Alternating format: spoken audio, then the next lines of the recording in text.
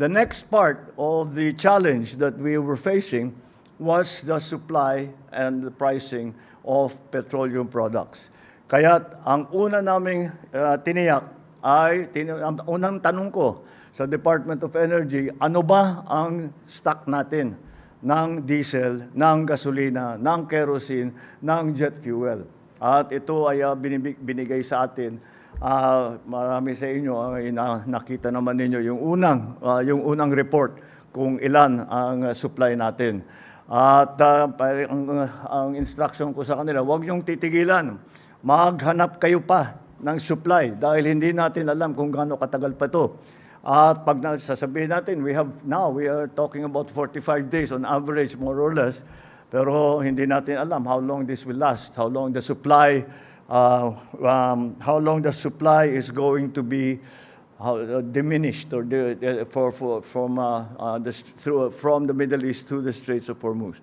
So our authorities are all continuing to find new sources for the supply. First of all, what we tried to do was to ensure that the contracts that we already had would be honored.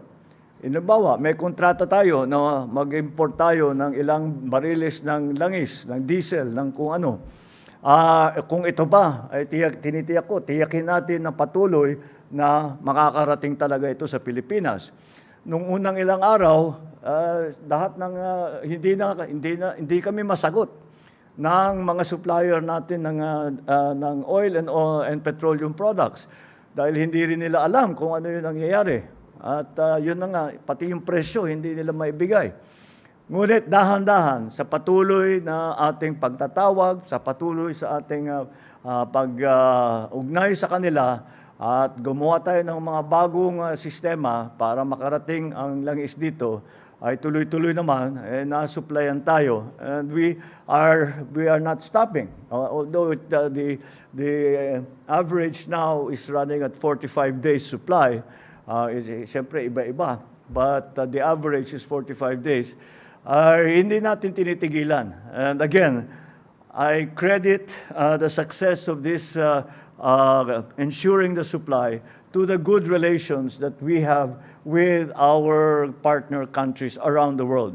And we have not only gone to our oil suppliers, the traditional oil suppliers, we have tried to explore other sources that are not affected by the war that is ongoing in the Middle East. And it would be premature to say that we have perfected contracts with them, but I think it's sufficient to say that the things are beginning to open up. And although we cannot be assured right now of the supply, we can be sure that at least for 45 days we will be all right. I think that we can be fairly confident. We can be confident that after the 45 days, we will still have already arrived here in the Philippines. We will have already a flow of oil, not just one delivery, not just two deliveries, but a flow of petroleum and petroleum-related products. Right now, because of the situation, lahat hinihingi natin. Humihingi tayo ng crude oil. We are asking for, we find if we can find it dahil meron naman tayong refinery. Andyan naman ang Petron that can refine it. Gasolina, diesel, siyempre ang pinaka-importante para dito sa Pilipinas. At ang jet fuel, kerosene at saka jet fuel para patuloy ang lipad ng mga eroplano. So we are continuing to do this. We will not stop. We will not stop this process so that we will ensure the supply of petroleum and petroleum products to the Philippines. And right now, I'm very confident in saying that we have sufficient supply. We will continue to source those supplies. And I do not think that there is a problem. Sa aming analysis, wala tayong problema para sa supply ng petrolyo at saka ng mga petroleum products. Ang isang napakalaking nangyari ay ang pagtaas ng presyo ng langis. At ito ay talagang mahirap natin sagutin at gawan ng paraan dahil wala tayong control diyan. Oil will do what it will do. The markets will behave in the way that they behave. No one, not even the producers, have control over the world price of oil. All that we can do is to compensate our people and to support our people so that they have some assistance in the face of this. Ang ating mga nagpatupad tayo ng mga ilang inisyatibo upang matulungan ang ating mga kababayan. Para sa lahat ng na sumasakay sa mga transport system natin, ay nagsimula tayo, nagbigay tayo ng libreng sakay. Meron tayong 50% na discount sa LRT 2 at MRT 3 para sa lahat ng commuter. Binawasan na rin ng CAAP ang terminal at aeronautical fee para maging mas mura ang pamasahe sa eroplano. Para naman sa ating mga tsuper, namamahagi tayo ng cash assistance sa 120,000 na tricycle driver at TNVS drivers. Nagbigay din tayo ng toll discount para sa mga jeepney, para sa mga bus at para sa mga truck.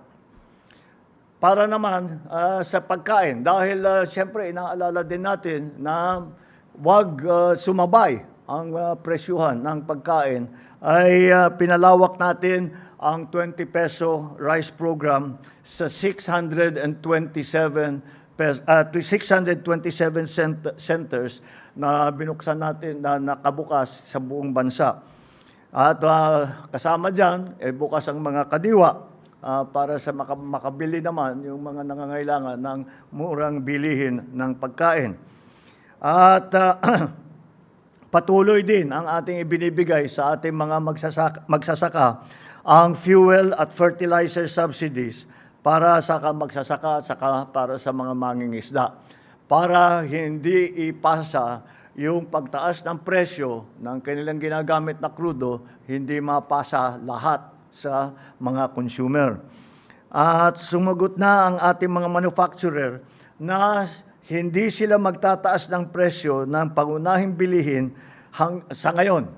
At hanggat kaya, nangako naman sila, hanggat kaya nila na i-maintain ang presyo. Kasi ang pinagbibili ngayon nila ay yung nasa inventaryo na nila. Nabili nila ng mura pa bago pa nangyari lahat ito. Kaya habang nandyan ang kanilang inventaryo, nangako sila na hindi nila itataas ang presyo ng mga primary commodities.